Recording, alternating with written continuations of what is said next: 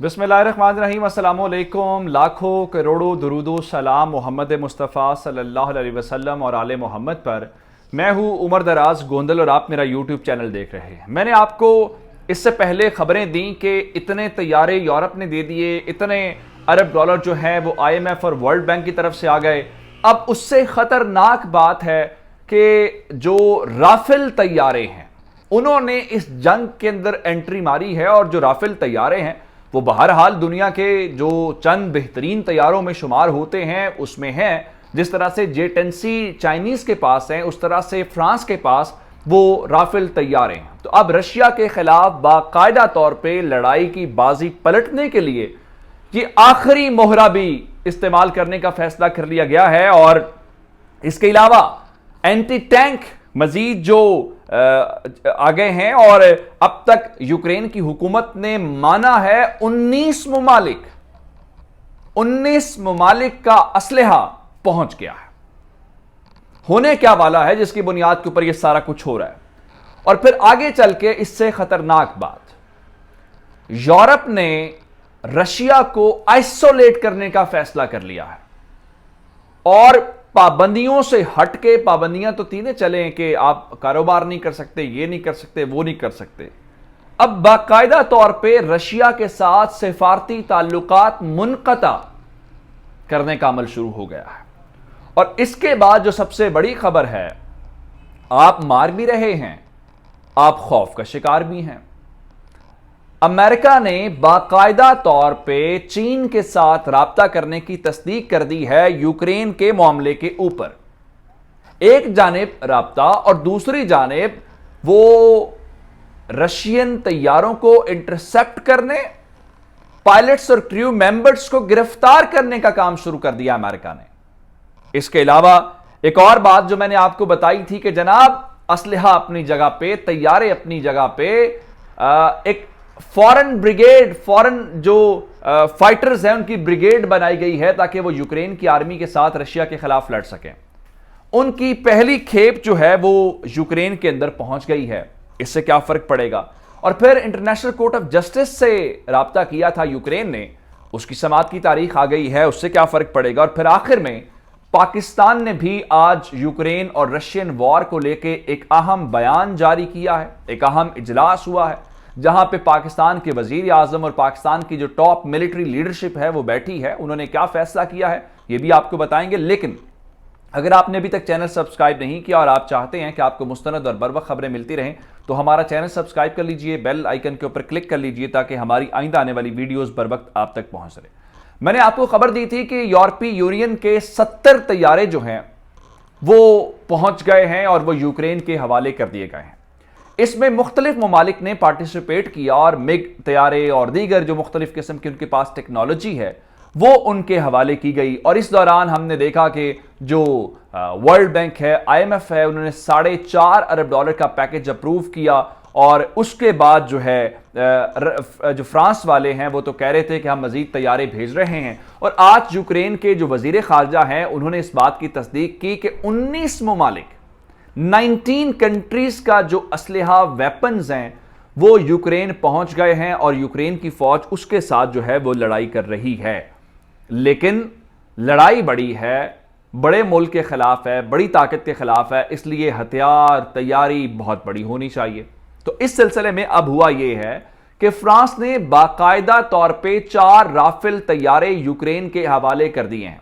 और इन तैयारों का मकसद सिर्फ और सिर्फ यही है, हमले को पसपा किया जाए और पूरी की पूरी बाजी पलटी जाए।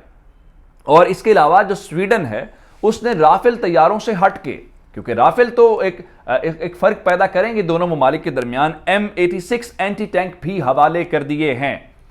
यह लड़ाई तो वो है जो हथियारों से और वेपन्स के साथ, तैयारों के साथ लड़ी जा रही है। एक डिप्लोमेटिक जो कॉन्फ्लिक्ट है वो भी चल रहा है। आपने देखा कि लारोफ जो हैं वो उस कॉन्फ्रेंस के अंदर जनेवा नहीं जा सके थे। वजह क्या थी कि उनके ऊपर पाबंदियां लगी हुई हैं। और बाइडन ने रात को भी जो उन्होंने अपना खिताब किया है उसके अंदर कहा है कि वो मजीद शख्सियात के ऊपर पाबंदियां लगाएंगे। लेकिन इस दौरान रशियंस के साथ यूरोप ने सिफारती ताल्लुकात मुनक़ता करने का फैसला किया है। और यह मुनक़ता करने का फैसले का मतलब यह होगा कि वो आइसोलेट करने जा रहे हैं रशिया को। اور یورپ کے اندر بلغاریہ نے اس سے آغاز کیا ہے، اور اب سے تھوڑی دیر پہلے کی خبر یہ آئی ہے کہ بلغاریہ نے رشین ڈپلومیٹس کو ایکسپیل کر دیا ہے یا اپنے ممالک سے بے دخل کر دیا ہے، ان کو کہا ہے کہ آپ ہمارے ملک سے نکل جائیں۔ اب انتظار کیا جا رہا ہے کہ رشیا اس کے اوپر ریاکٹ کیسے کرتا ہے۔ یہ ایک بڑی خطرناک ڈیولپمنٹ ہے۔ دوسری جانب ڈیولپمنٹ یہ ہے کہ امریکہ نے اپنی فضائی حدود رشین طیاروں کے لیے بند کی تھی، اور اب خبر یہ آئی ہے کہ جو رشین ایئر کرافٹس ہوں گے ان کو امریکہ انٹرسیپٹ کرے گا، اور جو روسی جہاز ہیں ان کو قبضے میں لیا جائے گا، اور اس کے علاوہ جو پائلٹس ہوں گے، جو کریو ممبرز ہوں گے، ان کو ڈیٹین کیا جائے گا، حراست میں لیا جائے گا۔ اب یہ بھی ایک کھلی وار ہے، یہ بھی بالکل للکارنے والی بات ہے۔ ایک طرف یہ اقدامات کیے جا رہے ہیں تو دوسری جانب ایک اور بات سنیے کہ صورتحال جس قسم کی ہے تو ایک ہی ملک ہے جو پیوٹن کو اور دوسرا رشیا کو کنونس کر سکتا ہے۔ ایک کوشش یہ ہوئی ہے کہ امریکہ نے چائنا سے مدد مانگ لی ہے، چائنا سے کانٹیکٹ کیا ہے۔ خبر سنیے ذرا، The US trying to make indirect contact with China regarding situation in Ukraine, Biden says۔ ہم ایک انڈائریکٹ رابطہ کر رہے ہیں، کیونکہ آپ کو پتا ہے ویسے تو آپ نے ڈپلومیٹک بائیکاٹ کیا، ان کا ونٹر اولمپکس کے اندر آپ کی بات چیت نہیں ہے، ملاقاتیں آپ کرتے نہیں ہیں، تو اب اس کوشش کے ذریعے مدد لی جا رہی ہے۔ ایک اور کوشش کے ذریعے آپ کو بتا دیتا ہوں، جو پوپ فرانسس ہیں وہ گئے تھے رشین ایمبیسی کے اندر، اور انہوں نے رشینز کو کہا تھا اس وار کو بند کریں، اور چند روز پہلے انہوں نے کہا کہ ان ہتھیاروں کو خاموش کر دیں۔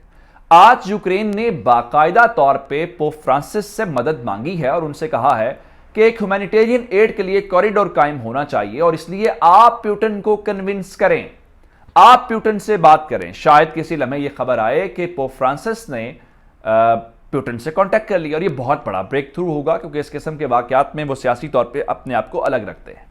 دوسری جانب طیارے پہنچ گئے، یہ سارا کچھ ہو رہا ہے۔ ایک اور ڈیولپمنٹ سنیے، میں نے آپ کو بتایا تھا کہ مختلف ممالک نے اپنے شہریوں کو، ڈنمارک نے اور دیگر لوگوں نے اپنے شہریوں کو یہ اجازت دی ہے کہ آپ جائیں اور آپ جا کے یوکرین کی فوج کے ساتھ مل کے رشیا کے خلاف لڑیں۔ تو آج پہلا جو کھیپ کہہ لیجئے اس میں جو گروپ ہے وہ یوکرین کے اندر پہنچ گیا ہے، اور اس میں بڑے تجربہ کار فوجی بھی شامل ہیں، ریٹائرڈ فوجی بھی شامل ہیں مختلف ممالک کے، جس میں امریکن اور برٹن جو اسپیشل فورسز ہیں ان کے اہلکار بھی شامل ہیں۔ تو اب دیکھیے کہ مزید کیا اس بارے میں ہوتا ہے۔ دوسری جانب انٹرنیشنل کورٹ آف جسٹس کے ساتھ رابطہ کیا تھا یوکرین نے، اور کہا یہ تھا کہ انہوں نے جو وار کرائمز ہیں وہ کمٹ کیے ہیں، اور وہ کمٹ کرنے سے جب بھی کوئی ایسی کمٹ کرتا ہے کوئی آدمی تو اس کا مطلب یہ ہوتا ہے کہ اس کے خلاف پنشمنٹ ہوتی ہے۔ وار کرائمز کے اوپر آپ نے دیکھا بہت سارے سربراہان کے خلاف بھی۔ تو روس کے لیے بری خبر یہ ہے کہ 7 مارچ سے عالمی عدالت انصاف جو ہے اس کیس کی سماعت کرنے جا رہی ہے۔ اگر وہاں سے کوئی رولنگ یا فیصلہ آ گیا تو یہ بھی پابندی کا ایک وجہ بن سکتی ہے۔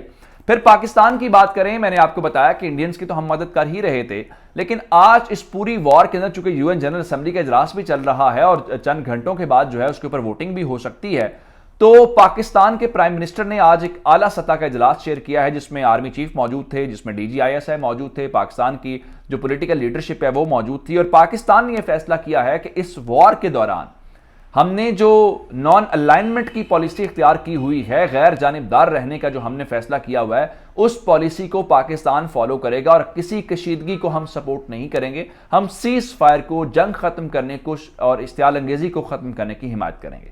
یہ اب تک کی اپڈیٹس تھی۔ مجھے عمر دراز گوندل کو فیس بک، ٹویٹر، انسٹاگرام کے اوپر فالو کر سکتے ہیں۔ میرا یوٹیوب چینل سبسکرائب کیجیے گا۔ آپ کی سماعتوں کا بہت شکریہ۔ خدا حافظ۔